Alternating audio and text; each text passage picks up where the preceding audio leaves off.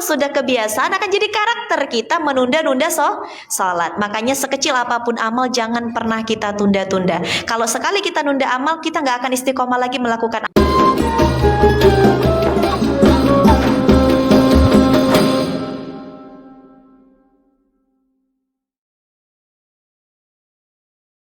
Nah, bagaimana caranya agar bisa istiqomah? Padahal yang ngomong ini juga belum tentu istiqomah, gitu ya Bu ya. Karena istiqomah itu berat, tapi insya Allah kamu pasti kuat. Ya, itu nasihat Guru Yunda. Istiqomah itu berat, tapi kamu pasti kuat. Coba bareng-bareng pegang hati kita, dada kita. Jadi hati itu bersemayam di dada bagian kiri ya, sebelah kiri. Tangan kanan pegang dada kita sebelah kiri. Bareng-bareng kita bilang, istiqomah itu berat. Istiqomah itu berat. Tapi wahai hati, insya Allah kamu kuat. Amin ya Allah ya Rabbal Alamin.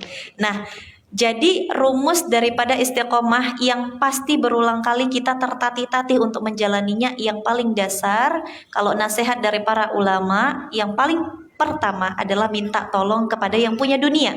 Minta tolong yang memiliki diri kita. Siapakah dia? Allah Subhanahu wa taala. Kita ini lemah, Bu.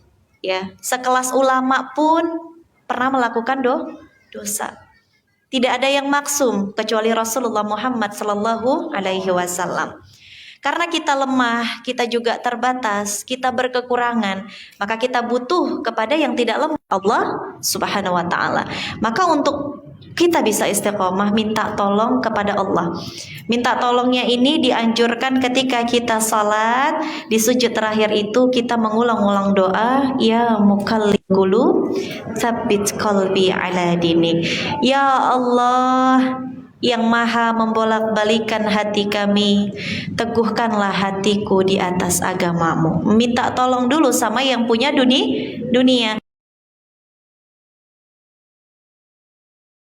Minta tolong dulu sama yang punya kita. Minta tolong dulu sama yang punya diri kita. Karena kadang-kadang kita untuk bisa istiqomah itu tergantung Allah tolong atau tidak. Contoh deh sederhana gini. Ibu-ibu terbiasa tahajud misalnya, amin ya Bu ya. Terbiasa tahajud. Apakah ibu bisa tahajud setiap hari itu karena kehebatan diri ibu-ibu? Kalau kita merasa saja satu hari seperti itu, wah saya memang soleha nih, wah memang saya yang udah prepare nih, saya tidur lebih awal, kemudian ya saya tidak terlalu lelah, akhirnya saya bisa bangun tahajud. Gara-gara ngomong kayak gitu Bu, besok malam bisa nggak bangun tahajud tuh Bu? Betul? Sering ngerasain kayak gitu? Saya juga sering Bu. Wah ini karena saya sudah rutin nih, karena ini udah jadi habit saya nih, makanya saya bisa bangun terus. Besok malam bisa nggak bangun tuh Bu? Karena ternyata rumus istiqomah itu adalah merunduk, merendah, meminta.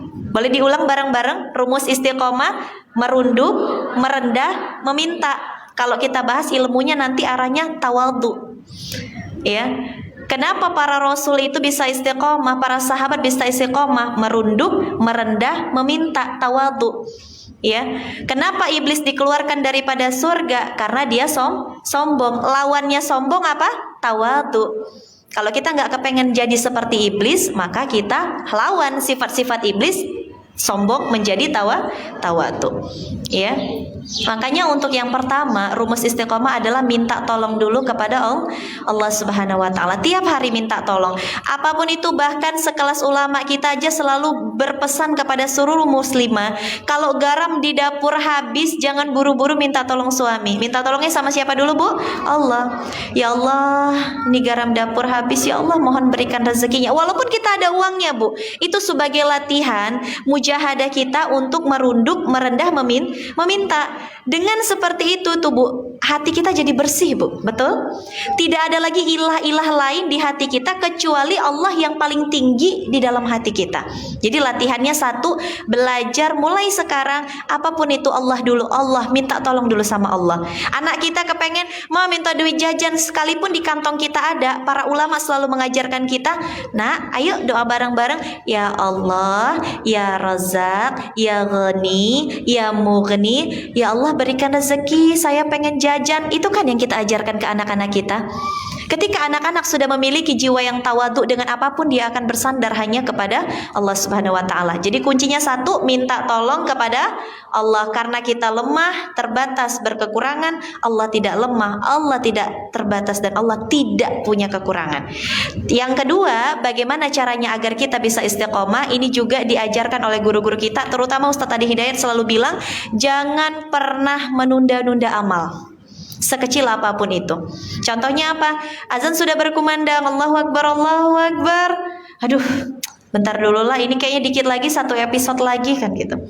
Kalau ditunda sekali, oke, ditunda sekali mungkin kita telatnya cuma 5 menit, oke, sekali.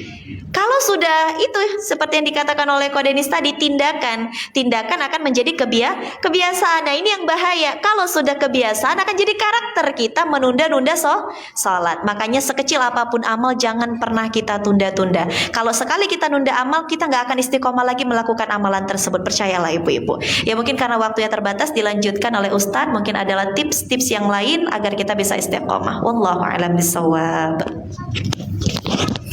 Baik, istilah tadi yang paling penting sudah ditampaikan oleh Sadah Hyunda, minta tolong ke Allah ya. Karena kadang kita kan kurang di situnya.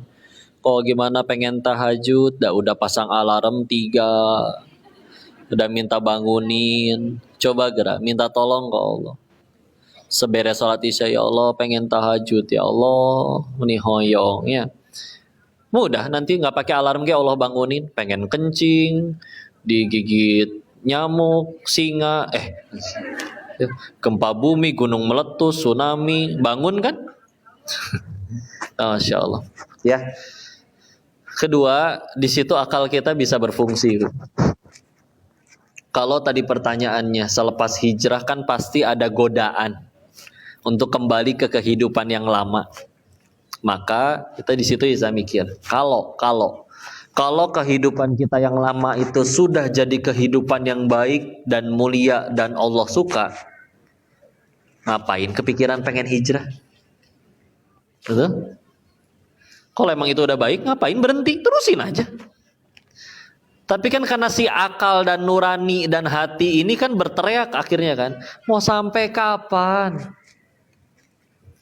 Tanya semua maling di negeri ini, tanya semua orang yang dugem tiap malam. Coba, gak pengen selamanya kayak gitu, ya. Sesenang-senangnya dia party sama cewek yang bajunya mohon maaf kurang bahan.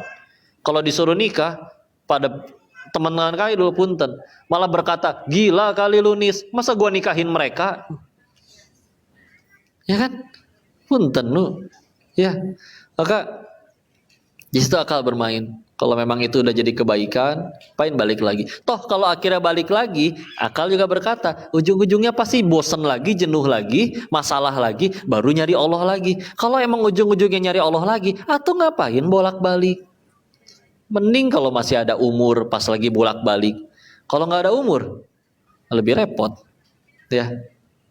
Maka di situ istilah Isa bermain ya, jaga lingkungan, ya. Sekeliling lagi ngapalin Quran, kita pasti malu kalau lagi main game, ya. Pasti ikut, ya. Sering-sering wisata rohani, datang ke kuburan, ke rumah sakit, ya. Ketemu orang-orang yang udah divonis dokter, ya Allah, umur saya katanya tinggal 6 bulan lagi, tapi bisa lebih ceria mereka. Karena saya mah enak udah dikasih tahu kapannya, kamu belum tentu, ya. Tuh. Ya, itu seperti itu. Dan tadi pesanan dari Teh Yunda juga sudah disampaikan.